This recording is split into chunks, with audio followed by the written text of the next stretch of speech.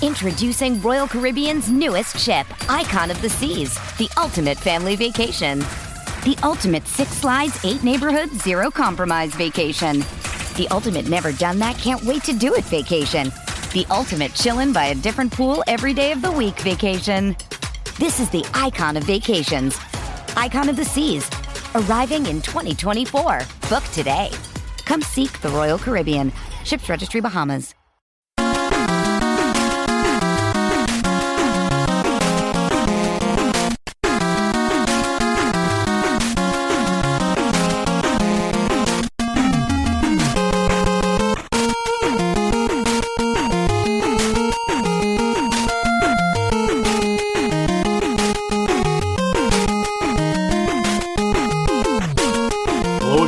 Fans, are you ready to brave the wild? With me, your host, Paladino Joey, or Joey Wygen.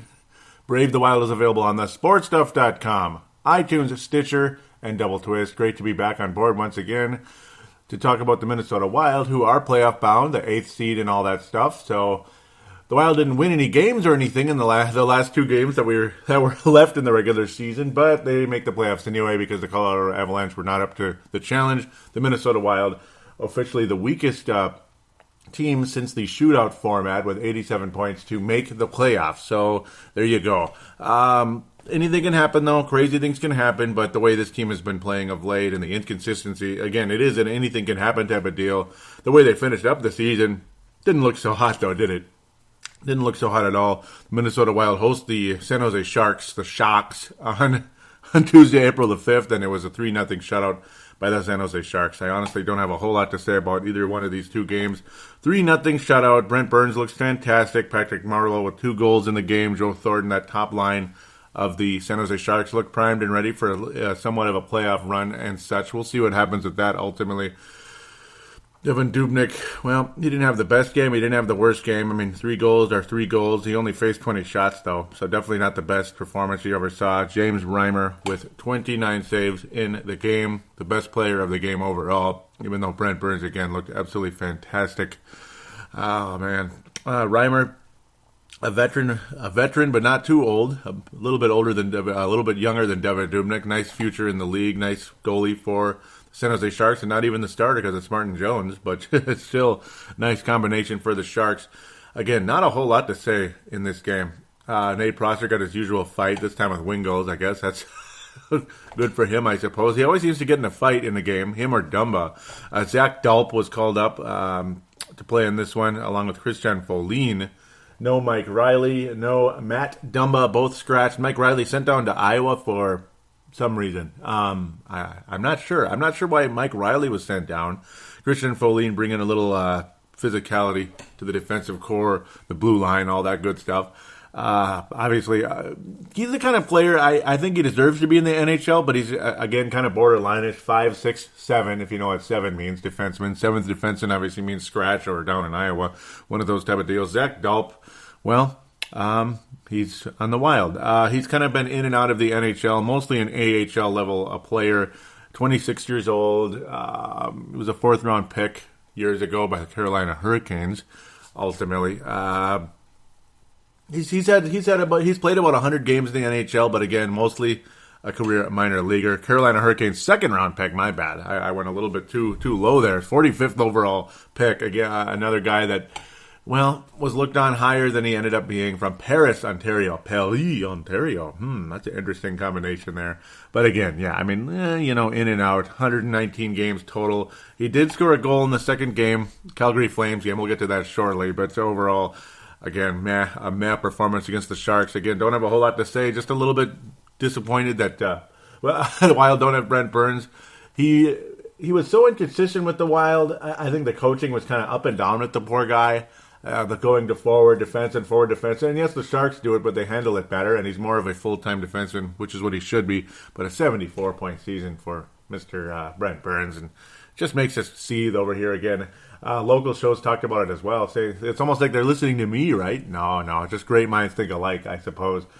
Oh, boy. Zach Phillips has been all over the place. He's on the Kalamazoo Wings now, who are not an AHL team. They used to be an IHL team. But, the IHL teams got dispersed all over the place when that league folded. Some went to the AHL, like the Manitoba Moose, Milwaukee Admirals, teams like that. Others went to the ECHL.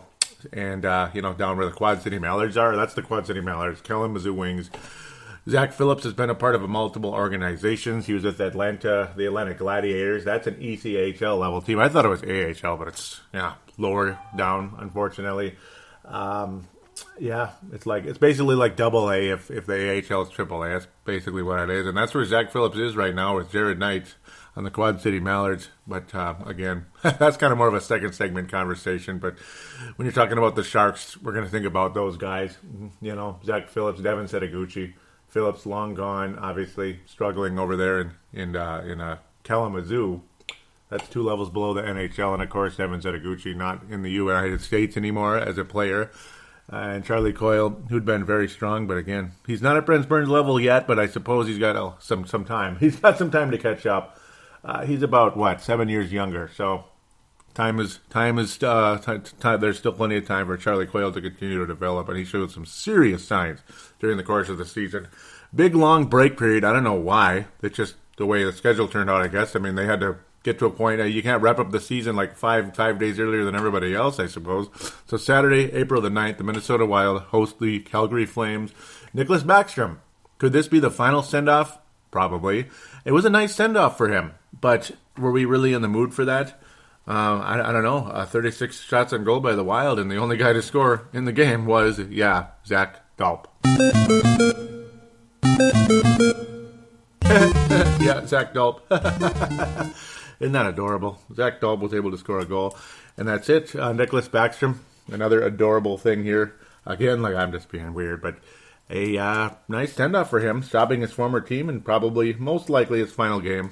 Several shots on goal for the Wild. Ultimately, Nicholas Backstrom, player of the game for the Calgary Flames. Number 1 star, still in that Wild sweater in his picture, his profile picture, because we're not going to change that right now. 36 shots on goal for the Wild. Could not get anything in except for Zach Dalp. Woohoo. And Mr. Nicholas Backstrom stopped 35 of them.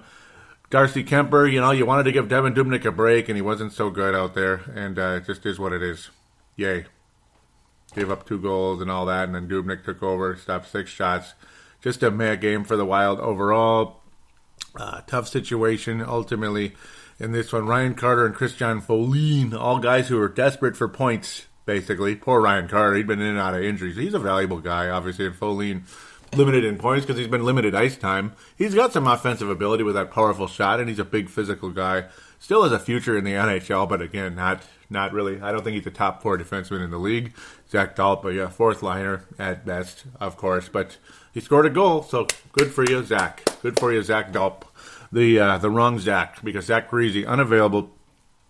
Ultimately, again, this playoff situation is in question. Mr.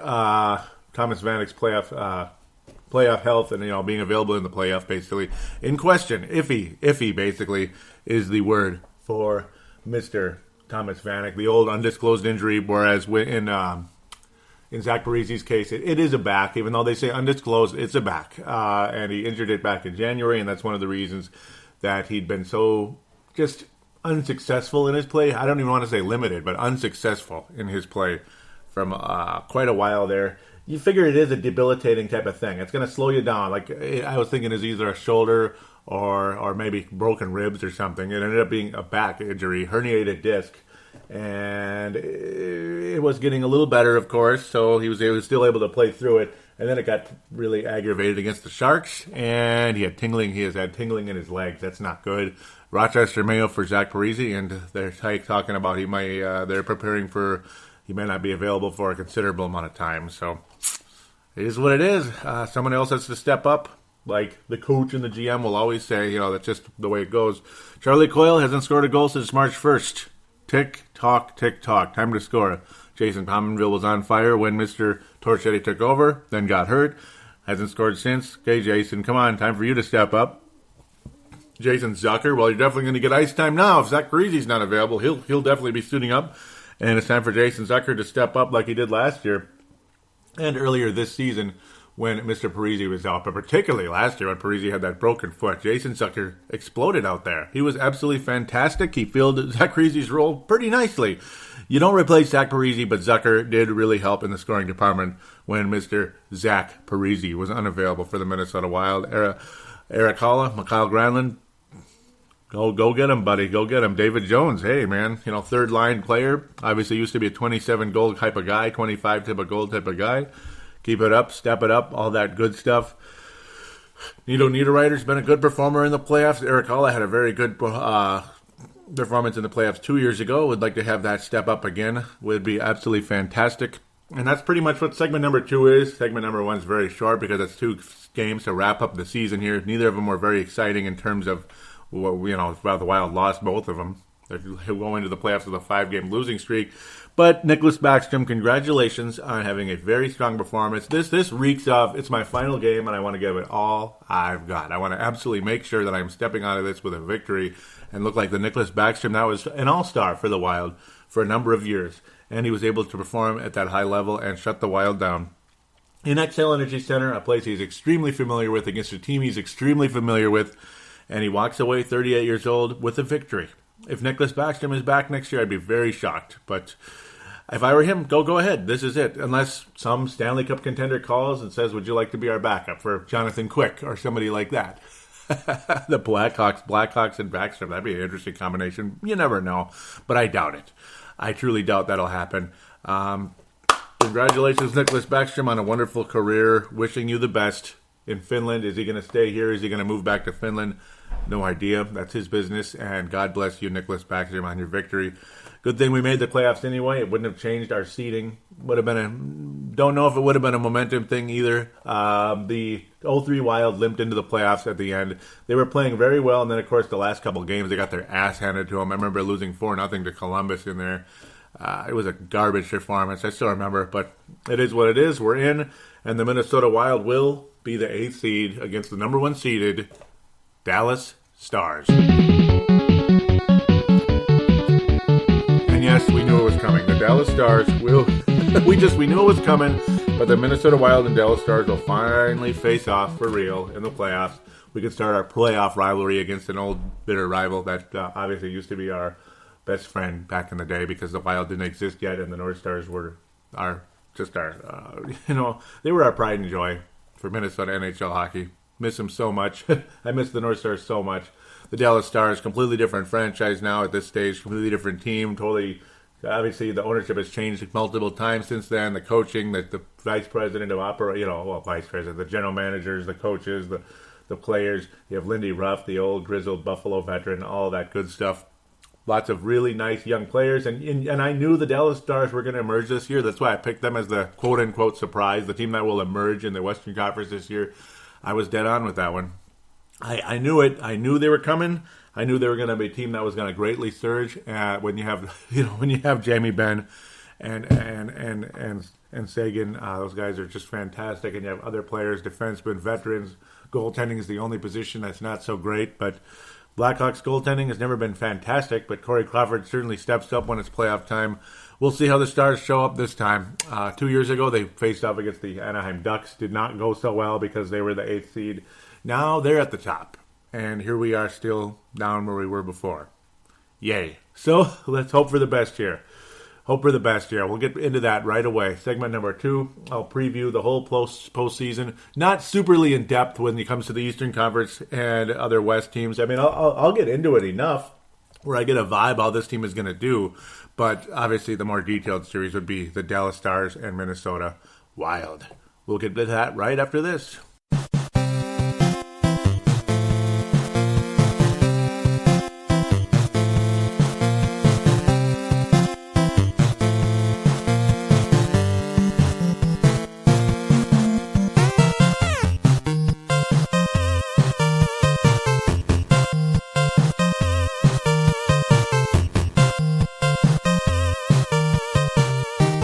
We are back here on Brave the Wild, segment number 2. Time to talk about the postseason. Here we are. For the 4th consecutive season, the Minnesota Wild are in the playoffs. Well, here we go. Are we going to be right back where we were 4 years ago when the Wild played the Chicago Blackhawks? Wild were number 8, Blackhawks were number 1, and the Blackhawks beat the Wild in 5 games, and it just about was 4 the way things were headed. I mean, the Wild barely won Game 3 just to hang on. Is it going to be like that again? Maybe. I'm sorry, but the history of this team against the Dallas Stars is not good. For those of you pining for this series, it's fun in terms of you get Minnesota versus Dallas, but this would be better, like, say, in a second-round situation. Maybe the Wild had just knocked somebody out, and then you play Dallas and then hope for the best. God bless us. Maybe we can make a move here and go all the way to the West Finals, or maybe you play the hated Stars in the Conference Finals. Wouldn't that be fun?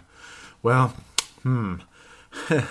And, of course, the playoff format continues as it always has. And I'm glad the NBA adopted that back into the finals.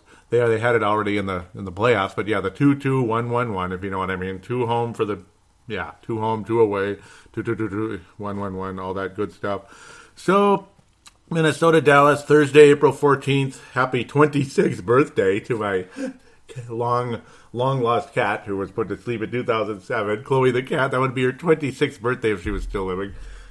She'd be maybe the generation after the Civil War soldiers at that stage in terms of cat years. About that, yeah.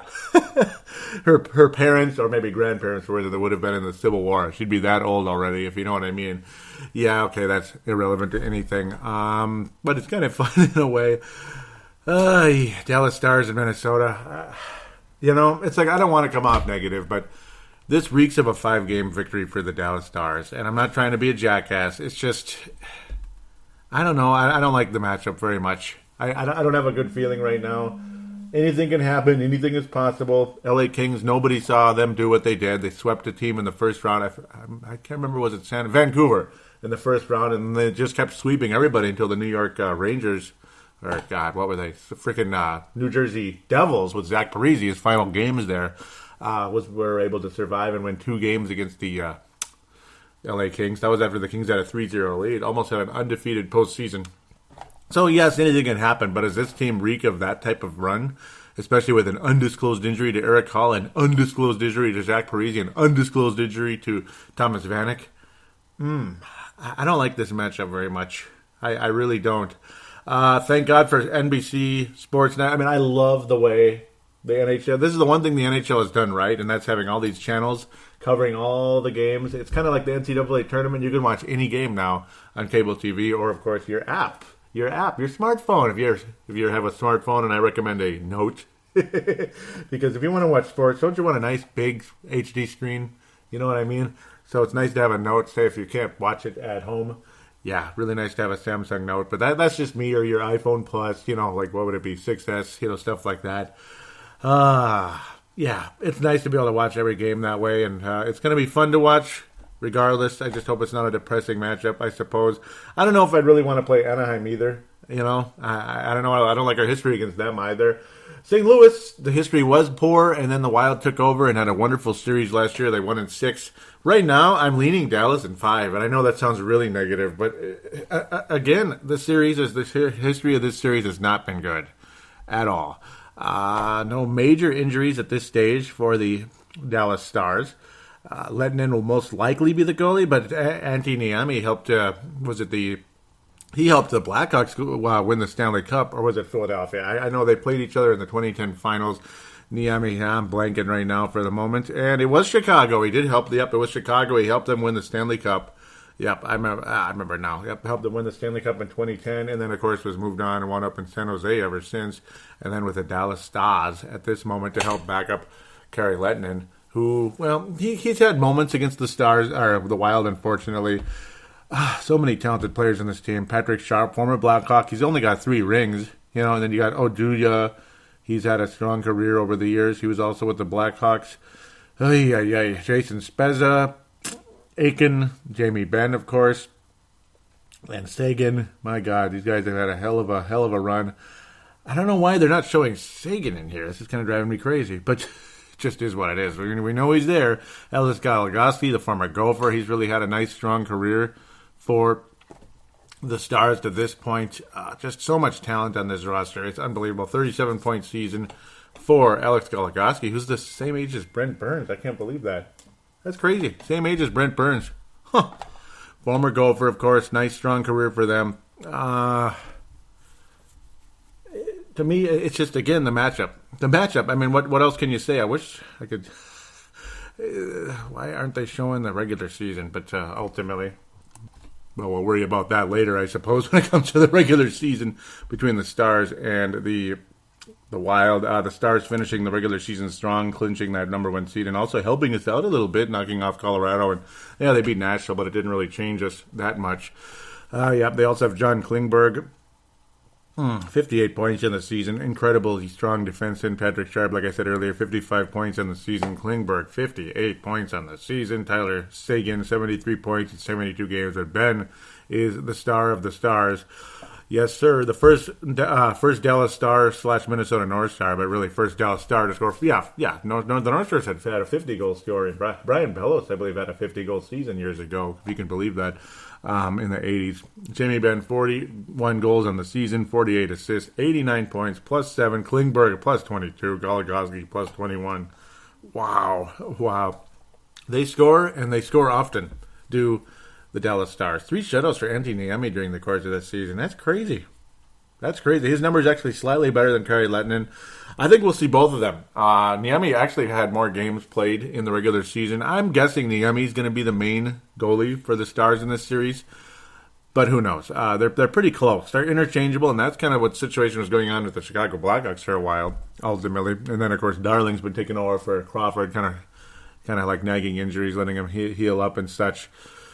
Again, I just keep coming back to Dallas in 5. It was not a good regular season between the Stars and the Wild. The Wild would take a 2-0 lead. I remember it happened multiple times during the course of the season. 2-0 leads, and the Stars would come roaring back and win the game. It was a 3-0 lead in one case where the Wild were up 3-0 in the game, and they still found a way to lose the game. Just devastating. Absolutely frustrating. Went to overtime. The Wild got a point out of it. Yay, the Wild got a point out of it, and then ultimately the Stars came back, won the game in overtime, and that was it. Just an absolute frustration. Dallas and Anaheim are 2 teams that have owned the Wild pretty much since their inception, and it's an absolute frustration. Would not be surprised if that's the Western Conference Finals, Dallas versus Anaheim. In fact, I've been leaning that way for a while now, to be quite honest. I've been leaning that way for a while.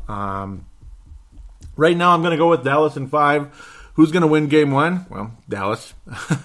I think Dallas takes a 2-0 lead in the series. The Wild win Game 3 at home. The Wild will win Game 3 at home, which sounds almost far-fetched at this point. You almost think they would win one of them in Dallas. But I'll go with Dallas up 2-0. Wild win Game 3, and we'll go from there type of thing. It's like I don't want to get too negative on it. And plus, by the time Game 4 comes around, hopefully I'll be able to do another show in between now and then. That's Wednesday. But I'm going to guess Dallas is up 2-1 at that stage, and then we go from there. I'm not going to just say, Dallas will win the next 3. Next 2. I'm going crazy. The next 2 games. I hope they don't, and we'll just leave it at that. But right now, my initial prediction will be the Dallas Stars in 5. Yuck. I'm sorry to say that. I truly am. Do you think I'm enjoying it? So let's try to bounce around into the rest of the NHL here. Let's go to the East first before I come back to the West. The Philadelphia Flyers are being hosted by the Washington Capitals. Impressive to see the Flyers get into the postseason and all. I mean, I'm happy for them. It's nice to see that they were able to survive. Oh, and by the way, the Detroit Red Wings did continue their playoff runs and such. I'll get back to them in a second. I'll leave that alone. Not runs, but consecutive playoff appearances. Washington, number 1. Philadelphia, number 8, ultimately, and number 4 in the little bracket dealie. You know how they do that. I think the Washington Capitals will win that one in 5. They're a very, very strong team. Philadelphia, nice to make the playoffs and everything, but I think they're not going to survive Washington in the first round. We'll see what happens after that, as the competition will get pretty stiff. In fact, really, there is no easy competition in the playoffs, to be honest. Maybe just the Wild for Dallas, the way the Wild have been playing, but hopefully things will change dramatically. I'm sure the Chicago Blackhawks they're going to make quick work of the 91 North Stars at the time, because the Blackhawks were just unbelievable that year.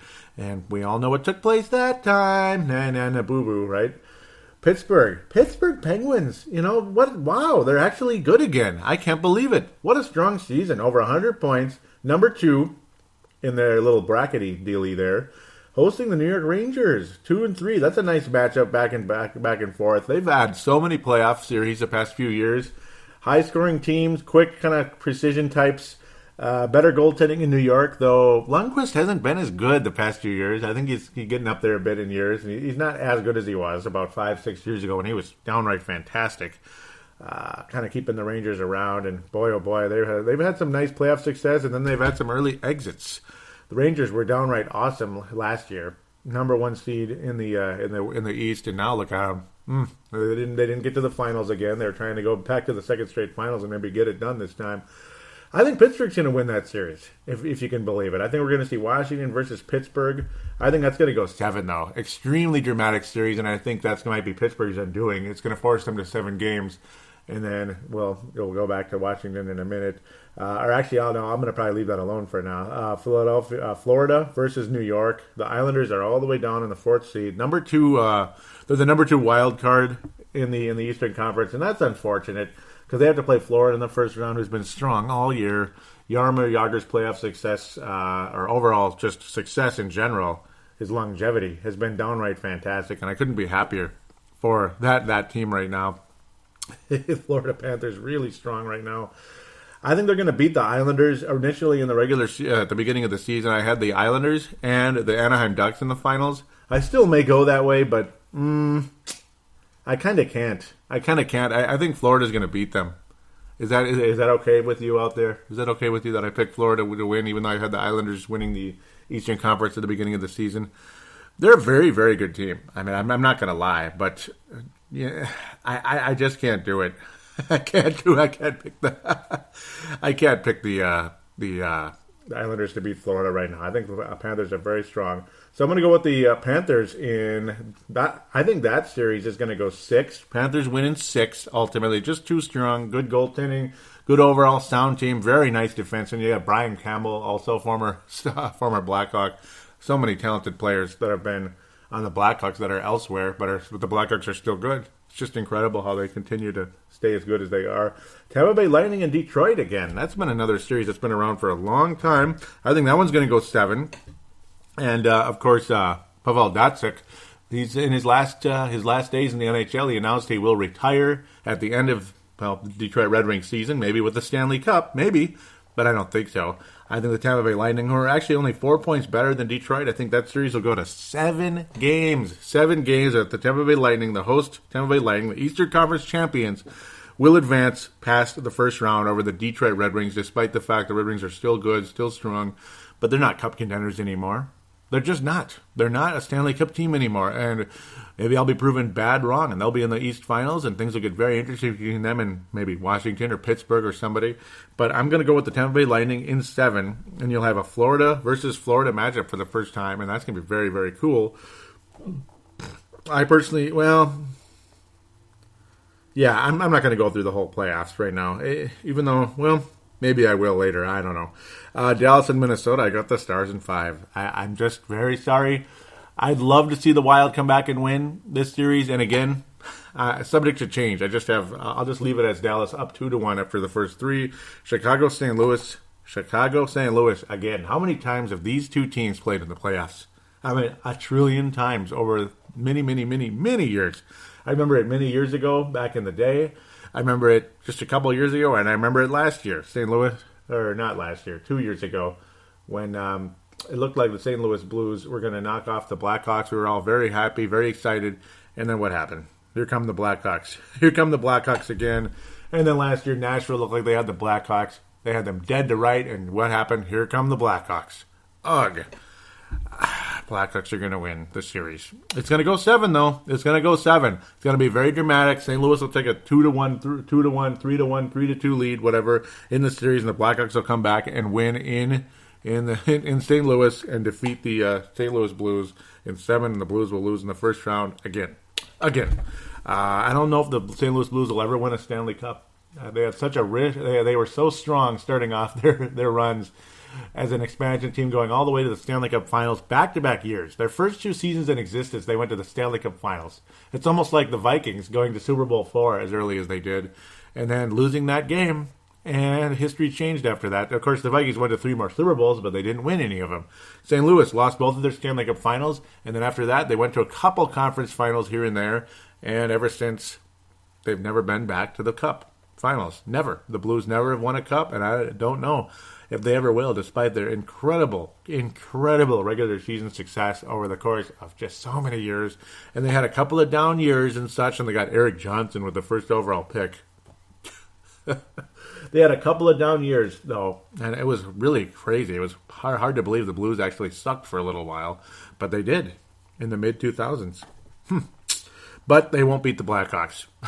Long story longer, they won't beat the Blackhawks, unfortunately. Anaheim versus Nashville, that's going to be a nice little matchup, but I think the Ducks win in 6. I think they potentially could be the best team in all hockey, believe it or not. They're getting a little bit older, but they have a lot of wonderful scorers. They have good goaltending, good defensemen. I mean, it's just one good player after another on that Anaheim team. I mean, it's top to bottom. They started the season so terribly, and look at them now. Look at them now. You know, they won the division. Who saw the Anaheim Ducks win the division? They have a nice little goalie combination there. John Gibson, fantastic. 4 shutouts on the season, just above 2 goals a game. Frederik Andersen, 3 shutouts in the season, 2.3 goals against average. 7 shutouts right there. And even Anton Khudobin, who played in the stead of injury earlier in the season, even he threw in a shutout. His number is certainly not as high as the others, but he had a good game against the Wild early on. How frustrating was that? Remember back when it was the Ducks' first victory of the season. Ryan Getzlaf, Corey Perry. Getzlaf getting a little bit older now, unfortunately for him. 63 points in the season. But here come the Ducks. Chris Stewart, only 20 points ultimately for the Ducks. Pardon me, I'm going crazy here. Andrew Cogliano, just a strong defenseman for the Ducks for years. And this team, I think they still have a strong chance of winning the Stanley Cup ultimately. Not cheering for them to win it, but I think their chances are very good. Anaheim in 6. Nashville's got talent, but they're young. I just don't see them getting past the Anaheim Ducks. I think it's a tough matchup. I think Anaheim's is pretty much a tough matchup for anybody right now. The one team I think that's likely that could beat them is, well, either the Sharks or the Kings, I suppose. I think that's the place where they might get beat. Otherwise, there's a good chance they might go all the way to the finals. Anaheim in 6 there. Kings and Sharks. That's a fun matchup. People are going to enjoy that very much. But when you look at the playoff success of both teams, and a lot of the same players are on each team, you got to lean Kings, right? I mean, you got to lean LA Kings. When the Kings make the playoffs, watch the hell out. And look at them. They're number 2 over there in that Pacific Division playoff bracket. They're, of course, playing the Sharks. Sharks just loaded. Unbelievable team, ultimately, like I've been talking about. I talked about them extensively 2 shows ago. No, 1 show ago, last show. Extensively how good they are. Brent Burns, all those guys. Joe Thornton kind of having a renaissance. In L.A., of course, you got Kopitar leading the way. Jeff Carter, second. Lucic, Drew Doughty, all these big-time players. Drew Doughty, one of the better defensemen in the NHL. Dustin Brown, one of the more physical guys out there. Marian Gaborik, boy, only 12 goals in the season, 22 total points in 54 games. Not the same guy. Vincent Lecavalier, remember when he was a stud? Couple guys there, Gaborik and Cavalier. Love Cavalier. Not the same guys. But ultimately, I still think the chances of the Kings' success in the postseason are very strong. Jonathan Quick right back at it again like he used to be. And even Enroth, who was really good against the Wild earlier this year. 2 shutouts on the year. 2.17 goals against average for Enroth. Damn. Jonathan Quick, 2.22 goals against average. And of course, 5 shutouts on the season. I think the Kings will beat the Sharks, but it's going to go 7. Unfortunately, another 7-game series. It's going to be very dramatic, but I think the Kings will survive against the Sharks. Ultimately, a very good series, very entertaining. This will be probably the best first-round series, though I suppose there's several good first-round series in the NHL. This isn't the NBA where you had the first round is like 4-0 and 4-1, and they're all boring. I think you're going to get a lot of good hockey here. Pittsburgh, New York, I have 7. Tampa, Detroit, I have 7. And then, of course, Kings, Sharks, I have 7. And Chicago, St. Louis, 7. Yes, that'll be an entertaining series, but it'll be boring in terms of it's the same bleeping team winning again. It'll be the same old story. St. Louis takes an early lead in the series, even builds on it, and here come the Blackhawks. Same old thing. That's the boring side of it. But the rest of them, I think they'll be pretty interesting and pretty dramatic, and I'm looking forward to it big time, ultimately, when we go in that direction. Right now, I'm still leaning towards the Anaheim Mighty Ducks winning the Stanley Cup, ultimately facing off, I guess, the Dallas Stars in a very dramatic, epic 7-game series. Literally, it'll go 7, but I think the Ducks might win the Stanley Cup this year. I don't want them to. It's going to be either the Ducks or Dallas, I think, right now, and maybe Washington. In the Eastern Conference, I ultimately have Washington in the Eastern Conference Finals, and they will go against... I remember there was a time I had... I'm going to go with the Panthers. I'm going to think the Panthers and the Washington Capitals in the Stanley Cup Finals, or in the Eastern Conference Finals. And I think Washington and Anaheim will face off in the finals with the Anaheim Ducks winning the Stanley Cup. Not because I want the Ducks to win, like I've mentioned probably 750 times, but I just had a vibe. I've had a vibe since October that the Anaheim Mighty Ducks are going to win the Stanley Cup and their second championship overall as a franchise. And then after that, I think that's it. I don't think the Ducks will win another Stanley Cup for a long time. I think they're on the verge of dropping off. But they've been on a mission during this season. A wonderful recovery after a horrific start. I thought they were going to have the coach fired and everything, but they all survived, stuck together, and they've been absolutely fantastic ever since. I've got the Ducks winning the Cup over the Washington Capitals in 6 games. Ducks in 6. They'll clinch it at home in Anaheim, California. Mighty Ducks win their second Stanley Cup, and that's it. No more Mighty Ducks championships. Just like I said years ago with the Detroit Red Wings, that's it. And that was it. You'll see them in the playoffs still. You'll see them hanging around, but they'll never win another cup. Detroit's not going to win another cup again for a while. I don't think. I don't think, but you never know if some young prospect or two will emerge. It does happen. That you don't have to have the number 1 pick in the draft to get a stud. You just got to find the right player. Though, of course, it is really nice to have the number 1 pick in the draft also, because then you get Patrick Kane, Jonathan Toews, number 3 pick, a guy like that. Luckily, the Minnesota Timberwolves in the NBA finally have Kane and Toews type of players on their team. It took forever, but they finally do. Wish the Wild could have that on their team, but they don't at this stage. That's where I'm leaning, though, with a lot of this. Kind of wrap things up a bit here with a little bit of, you could call it kind of prospect talk. I'm going to look at the Facebook page as well, very briefly here. But in terms of prospect, Alex Tuch scored a goal against the Quinnipiac Tigers, but ultimately Quinnipiac won that game 3-2, very close matchup. Alex Tuch, 3 goals in the tournament. Very cool, very nice to see him get 3 goals in 3 games in the tournament. 2 goals in the first round, none in the second round, the region final, and then he got one in the Frozen Four game against Quinnipiac, but ultimately Boston College outlasted in that one. North Dakota beat the Denver Pioneers in their side of the Frozen Four. And it looked like a good, entertaining game, but North Dakota was up 1-0, 2-0, and Quinnipiac kind of hung in there and kept things interesting for a little while there, but ultimately wasn't meant to be. It was a 2-1 game going into the third period. Quinnipiac was holding strong, and then the floodgates opened, and it was a big disappointment ultimately. Now North Dakota beat Denver 4-2 ultimately there, but then a 5-1 finish for Quinnipiac. They lose the game, and the national championship goes to the North Dakota Fighting Hawks.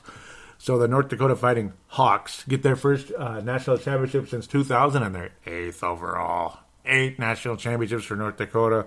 Gophers, get back to work. It's time to get back to work, and you know what I'm talking about when I say that.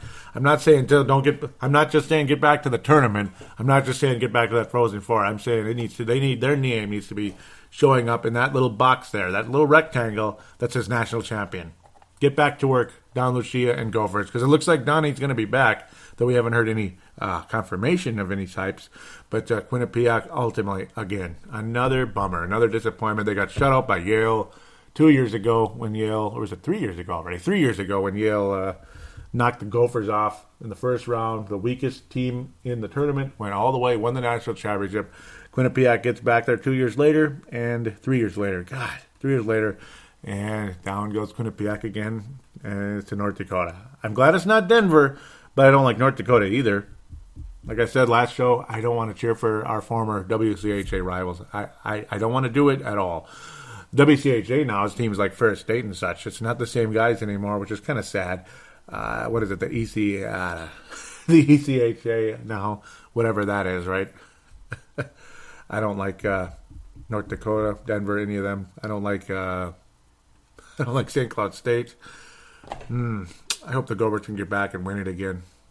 I really do. I'm glad Boston College didn't win either, but because it's another one of those schools that has a trillion championships and obviously a hated rival in the tournament. Not in the regular season, but in the tournament for many, many decades, actually, to be quite honest. In fact, the 1980 Olympic team, you think Boston U and Boston College and Gophers filled that frickin' team. And there was a Badger in there, but it was Ryan Suter's father. Yes.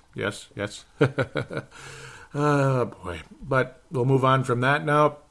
Ultimately, there's talk that Alex Tuck, I kept calling him Justin Tuck. He's a former San Francisco, a former New York Giant in the NFL, and it keeps popping out as Justin Tuck, defensive line for the New York Giants, but it's Alex Tuck. So those of you that have heard that, please no hate mail, okay? And luckily, I haven't gotten it yet. I got one when I called Jason Zucker Josh Zucker, because I had a friend that named Josh Zacker. So it was a mental lapse there, and I apologize for that. But, of course, the SOB had to post a 1-star on iTunes and troll the frick out of this show, and that did not make me feel good at all. In fact, I was furious about that. But, yeah. Alex Tuck, ultimately, there's talk that he will sign with the Wild, despite he's just a sophomore in college. So, cool. And then, of course, we'll see where he goes from there. Does he go to the NHL right away? Does he play with the Iowa Wild? I don't think he'll be on the Quad City Mallards, and put it this way, if he is, oof, boy. You don't want to even think of Quad City Mallards in a first-round pick. You just don't. That's really disappointing. Quad City Mallards are a team for young guys that haven't really developed yet, like Rafael Buceris, guys like that, and frickin' Jared Knight, who's been disappointing as well, of course. But that was before he even got here. I got to lay off of that for now. But congratulations, North Dakota, and I hope that's your last championship. Just like the Anaheim Ducks, hope it's your last championship if they ultimately win. Go Gophers, go Wild, all that good stuff, ultimately. But, yeah, now we'll just stay tuned. We'll see what happens with Alex Tuck. Will he wind up with the Minnesota/Iowa Wild next fall? That's the talk. We'll see. A lot of us that cover the Wild, follow the Wild and all that, beyond the pond and such as well, think that Alex Tuck probably should stay one more year in BC and then maybe come, but that's the talk, though. It is what it is. We'll see what happens. No decision as of this moment, but maybe it's happening behind closed doors at this moment. Who knows? But until next week, let's bid adieu and hope for the best. Hope the Wild can take a 2-1 lead over the Dallas Stars. But also trailing 2-1 is a lot better than trailing 3-0. So we'll find out. We'll find out. Good luck, Wild. God bless, and hopefully Parise and Haula can return along with Vanek sooner rather than later.